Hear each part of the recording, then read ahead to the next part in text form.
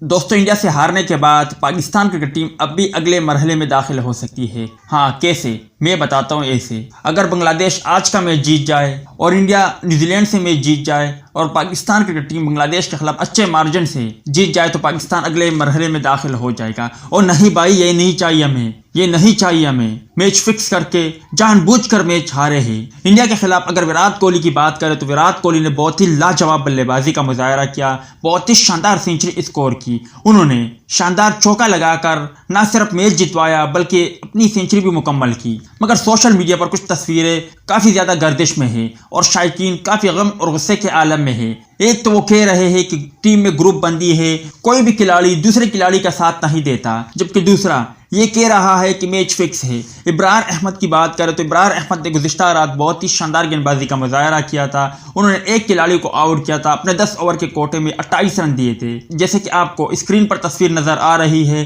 وراٹ کوہلی نے بھی ابرار احمد کی تعریف کی تھی کہ انہوں نے بہت شاندار بولنگ کی، ان کا اسپیل بھی کافی شاندار تھا۔ مگر پاکستان کرکٹ ٹیم کی ہارنے کی یہی وجہ ہے کہ اگر ابرار احمد کے ساتھ ہم ایک دو اور اسپنر کھلا لیتے تو یقینی طور پر میچ کا نتیجہ کچھ الگ ہوتا۔ طیب طاہر کسی کام کا نہیں، بہت ہی خراب مینجمنٹ اور ساتھ ہی ساتھ میچ فکسنگ اور ایک دوسرے کا ساتھ نہ دینا پاکستان کے گلے پڑ گیا۔ اب آپ بھائی مجھے بتائیں، پاکستان کرکٹ ٹیم میچ کیوں ہارا؟ کس کی وجہ سے ہارا؟ اصل ذمہ دار کون؟